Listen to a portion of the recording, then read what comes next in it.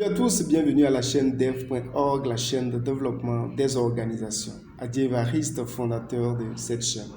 Aujourd'hui, notre vidéo va se focaliser sur comment produire un rapport financier périodique de qualité.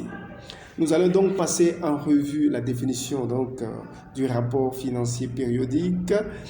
Ensuite, voir un peu les critères qui fondent un bon rapport financier et enfin la méthodologie de travail pour sortir un rapport financier périodique de qualité. Mais avant, n'oubliez pas, cliquez pour vous abonner à la chaîne et sur la petite cloche de notification pour ne louper aucune vidéo. Merci beaucoup et je compte sur vous. Alors, qu'est-ce que c'est qu'un bon rapport financier périodique? Ce qu'on doit savoir, c'est que le rapport financier périodique est un rapport comme le rapport d'activité rendu sur une période et c'est un document comptable qui fait le point de l'exécution d'un budget sur une période bien donnée, donc au mois, au trimestre, à l'année. C'est un état donc qui vient renseigner sur les prévisions au niveau du budget, sur le cumul des réalisations, les dépenses et sur les écarts budgétaires. C'est pourquoi il est recommandé, en tout cas, nous recommandons, et c'est capital pour toute organisation, de se doter d'un plan d'action en début d'exercice et ce plan est assorti d'un budget prévisionnel. Donc, c'est ce budget-là qui est exécuté et dont on suit l'exécution avec les différents rapports périodiques. Quels sont les critères qui fondent un rapport périodique de qualité? Le premier critère, c'est la précision. Le rapport doit être précis, c'est-à-dire que le rapport doit être défini avec exactitude. Le rapport doit, de façon exhaustive, présenter, prendre en compte toutes les transactions financières qui ont été faites sur la période. Ensuite, le rapport doit être concis. Le rapport n'a pas besoin de beaucoup de mots, il doit être synthétique avec peu de détails. Troisième critère, le rapport doit être fiable.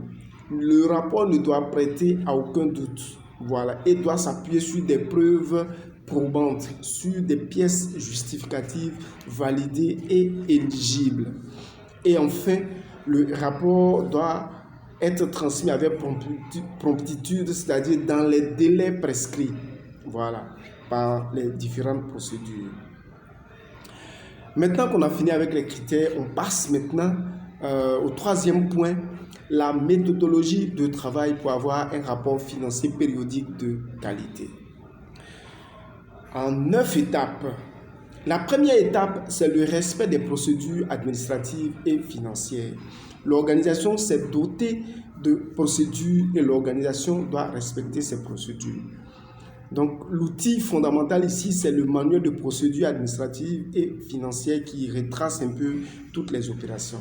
Si l'organisation n'a pas de manuel, il faut sortir des procédures. Sinon, les statuts et règlements intérieurs nous donnent déjà des indications en ce sens.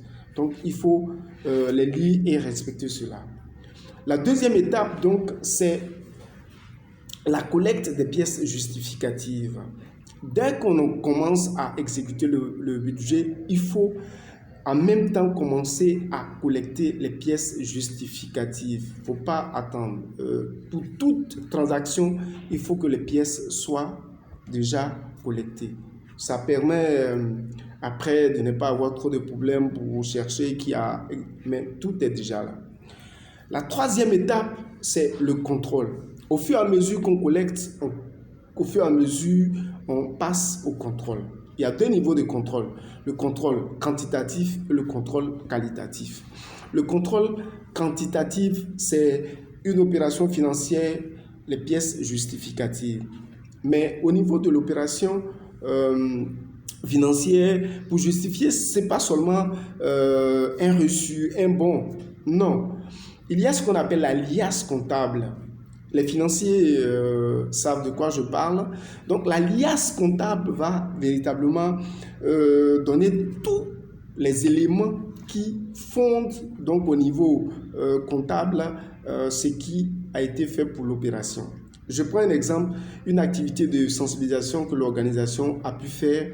Pour cette activité de sensibilisation, ce n'est pas seulement le reçu pour la sonorisation, mais non.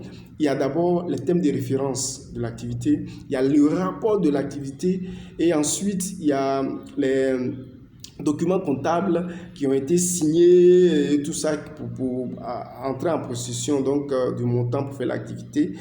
Et ensuite, il y a les pièces justificatives. Donc, c'est tout ça qui fonde la liasse comptable. Donc, au niveau du contrôle, on s'assure que tous les éléments figurent dans cette liasse.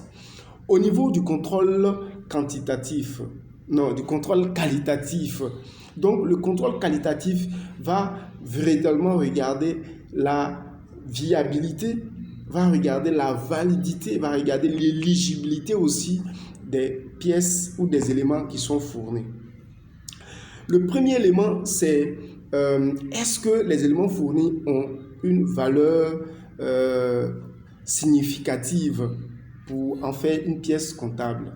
Il ne faut pas juste fournir un petit papier blanc avec un cachet dessus, non. Il faut peut-être avoir un reçu bien avec des items et tout ça. Deuxième élément, ce sont les mentions qui y figurent. Est-ce que le fournisseur a mis son cachet, a mis son numéro? Est-ce que le fournisseur a mis son cachet payé, livré? Voilà les éléments. Ensuite, c'est la séparation des pouvoirs. Qui a ordonnancé? Qui a exécuté? Et tout ça, c'est en lien avec les procédures. L'autre élément, c'est un peu le remplissage. Sur la pièce, est-ce que tous les champs ont été remplis?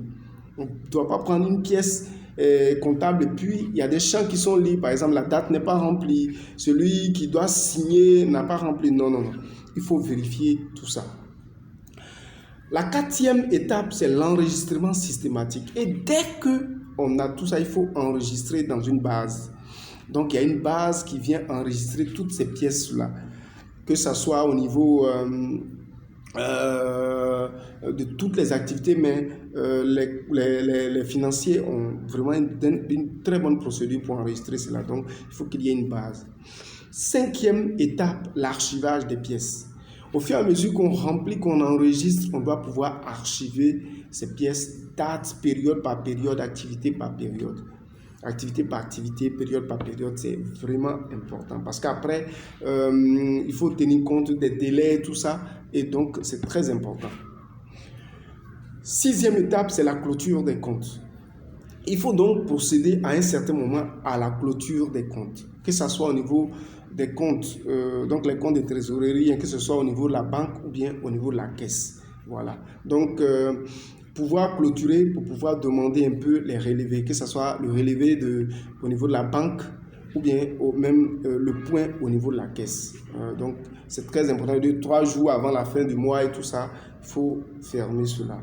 Ensuite, le contrôle au niveau de la trésorerie. Donc, au niveau des comptes de trésorerie, que ce soit au niveau de la banque, que ce soit au niveau de la caisse, il faut un contrôle. Ça permet donc de sortir un peu, de faire la réconciliation des caisses pour voir un peu qu'est-ce qu'on a, qu'est-ce qu'on n'a pas. C'est bon? Là encore, dès qu'on a tous ces éléments, on commence maintenant à renseigner le rapport. Donc, on commence donc à renseigner donc, le canevas du rapport avec les éléments. On les a vérifiés, on a contrôlé que c'est bon. Et donc, dans l'équilibre des comptes, on doit pouvoir s'assurer que toutes les dépenses de banque et toutes les dépenses de caisse nous donnent le total au niveau du rapport financier. Et ensuite, vérifier l'équilibre, bien entendu, des comptes de trésorerie. Donc, le solde, ce qu'on a reçu, ce qu'on a dépensé, en termes de validité, la disponibilité, en termes de compte, la banque, de la caisse et puis des avances nous donnent le solde. La 8e étape, c'est la validation du rapport. Quand on a fini tous ces différents éléments, on passe maintenant à la validation. On a fini de contrôler, on a validé le rapport en interne.